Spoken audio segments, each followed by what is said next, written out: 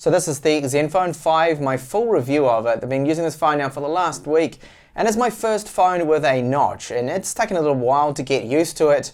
Luckily, if you don't like it, you can actually hide it. They released an OTA update just recently that allows you to do that, so it puts black either side and you won't see it so much. So this is a Snapdragon 636 mobile phone with 4GB of RAM, 64GB of storage is the version I have here.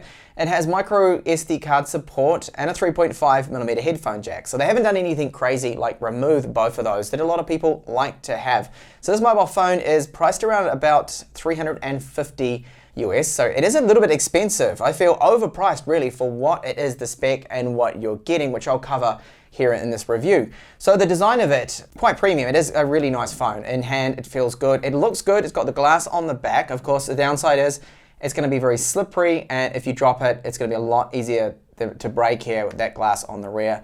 So it's got dual cameras on the back that you can see. So one is a wide-angled sensor that is a complete and utter letdown, and they've missed an opportunity here, ASUS, with this one. So very muddy, the photos. But below that, there is a 12-megapixel sensor with optical image stabilization. This one at least does take a very decent image. It's not bad at all. And considering this apparently has quite a high DxO rating, or the same rating as the Google Pixel, I was expecting a lot from this camera, and it does disappoint, as you'll see later on.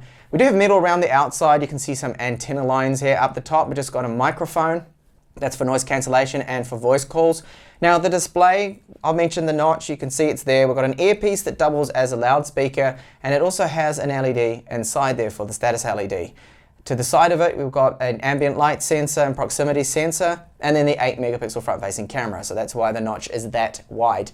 So the screen, apart from the notch, of course, not everyone's going to like that. You can hide it, which is good, but it also is a very bright panel. It's 630 lux maximum brightness that I measured. Good color reproduction as well. You use the Splendid application that ASUS provide, and you can tweak the white balance and tweak exactly how you want this display to look. And I do like they've included that. Now on my panel, I have a little tiny bit of darkness around some of the edges on the bottom. The chin is quite a small chin, so they have slimmed that down, which is great. And it fits in hand nicely. So it's not the tallest phone, even though it's 6.2 inches, it is actually a little bit shorter than some 5.99 18:9 aspect ratio phones. The ratio on this one is 19:9 aspect ratio because of the notch, but it's basically just a 1080p display. And on the left hand side, we have a SIM tray. So this will take either a micro SIM and a nano SIM, or a nano SIM and a micro SD cards. And the build overall is excellent. I mean, it's premium, definitely, with the glass. Okay, a little slippery, but in terms of build quality, really right up there, so that's great from ASUS. Down the bottom we have a loudspeaker. Now the earpiece also doubles as a loudspeaker, and it has good volume, but it does distort a little bit at 100% volume. I'll give you a sample of that now.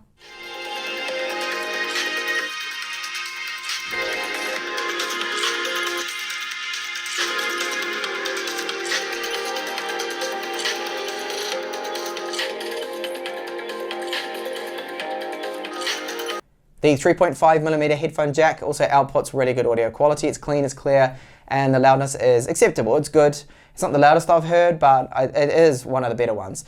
Now the call quality, I did have an issue with call quality that I couldn't hear the other end a couple of times, and I thought it was down to Orange, who is my network provider, but it turns out they released an over-the-air update, just the last one. It's now the 5th update from them that fixed that problem. I haven't had any problems with call quality since then, so that's one issue they have addressed. Now hopefully they will address the rear cameras, because that wide-angled sensor does take quite a poor photo, you can see from these examples here. So it's not the best. I mean, when you first look, you say, okay, that's an okay photo, but zoom in and look how muddy the image is. It's just lacking sharpness, clarity, details. Where are they? So a poor sensor, a poor lens that they've gone, it's a missed opportunity. But the 12-megapixel rear-facing camera can take a really good image if you have a look at these samples here. Of course, it does come with portrait mode with the dual sensors. You can get a blurred background, the depth effect they call it, on both the front camera using AI to stitch around your face. It's not perfect. No one really gets this 100% perfect. I have seen better examples, and I've also seen worse. It does apparently improve with time. It gets to learn people's faces around here and things like that and stitch things out a little better.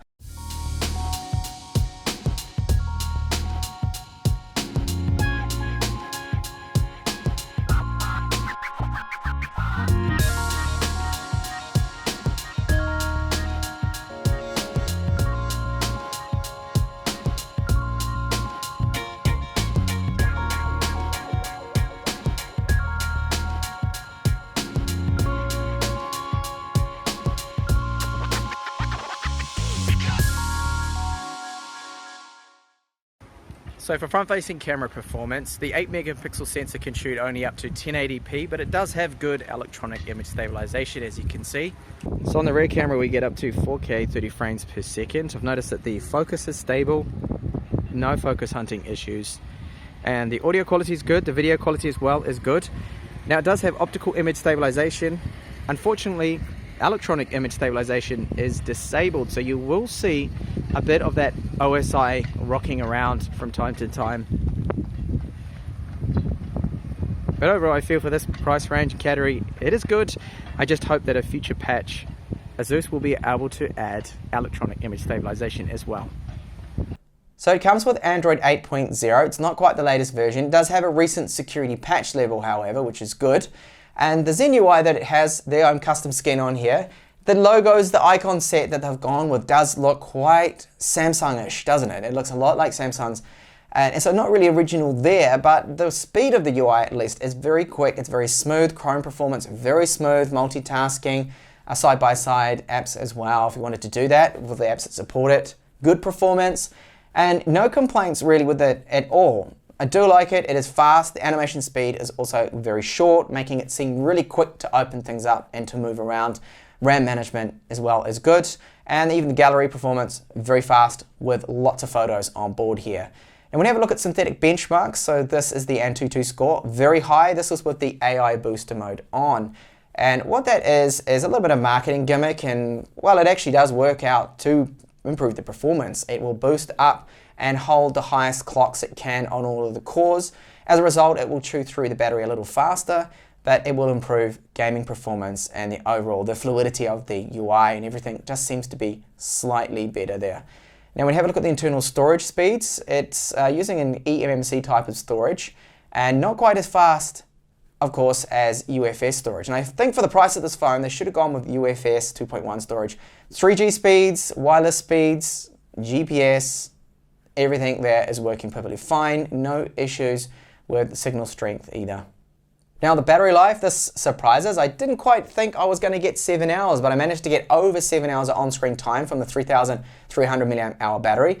And if you have a look at my use here, it's quite heavy. So I've done quite a bit of gaming, a few hours of gaming, some Chrome, some YouTube. I wouldn't exactly call it light use. This was continual use, mostly on wireless, about 20-30% on data. And overall, it held up really well. So great battery life. This is going to be a 2-day battery phone, at least. Now charging times, I did run into a problem that it would stop charging at 84% and later at 91%, sorry, it stopped again charging. Now it could be just my unit, it may need an over-the-air update for this.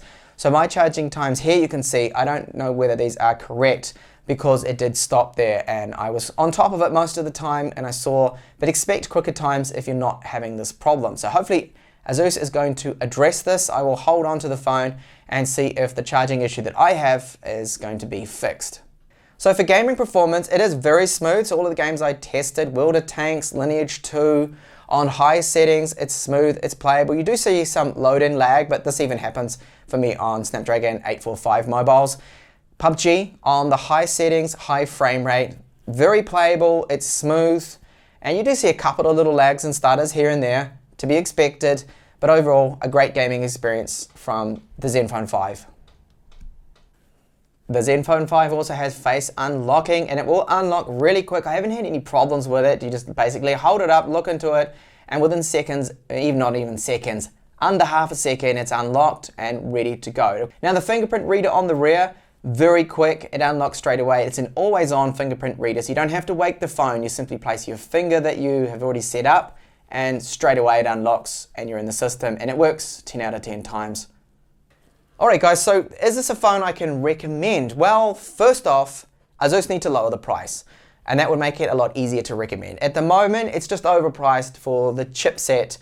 Okay, it is a very fast phone. It feels as fast as a Snapdragon 821, like a flagship phone. It's really hard to tell the difference. Like if you handed this phone to someone and you told them it had a Snapdragon 845 in it, they would probably believe you of how it performs, because it is really quick, the animations, and just how the UI feels. So they've done an excellent job there, but things aren't 100% stable. Now they have been pushing out a lot of over-the-air updates, but I've run into two issues. The call quality issue with the fact that I couldn't hear the other end in some calls. That's being fixed, so that's no longer an issue, but it was there. But the problem I have now of charging, so it will not charge to 100% in one go for me. It's happened now twice, no, 3 times that I've tested it. It'll either stop at 84%, it'll stop at 80, late 80s, or even 91 or something like that. So that should not be happening. It should charge in one go. So it's either a problem with my unit or just a problem in general that hopefully they can fix with it over the air update. Now the camera, they hyped it up with the camera as good as the Google Pixel, according to the DxO mark. Now I don't believe you can trust those benchmarks anymore, because it seems whoever pays them to optimize or help optimize the cameras gets a higher score. So it's really a paid score now. So completely untrustworthy. And as I saw with my comparison, make sure you check that video out, by the way, that even a much cheaper phone can beat this, the Redmi Note 5, in still shots at least. Not in low light, not in video, but in stills. And that to me was a bit of a disappointment there. Not to mean that this doesn't take a great photo, it does. Front-facing camera as well is reasonable. We've got electronic image stabilization, but not on 4K with this. But overall, as a package, it is a good phone. I like it. You're either gonna hate the notch and not buy it for that reason, and the price of it will probably put you off. So if they drop the price, this will be a good phone. Oh, and I almost forgot. Another big con is the wide-angled lens camera. Super disappointing. They messed that up. A missed opportunity. It really is bad. So thank you for watching this review here. I hope you liked it. If you're new to the channel and you like this kind of style of review here, please subscribe, and I will have more up and coming soon. Also check out my review of Xiaomi's Redmi Note 5. That's up here. That is another Snapdragon 636 mobile. Bye for now.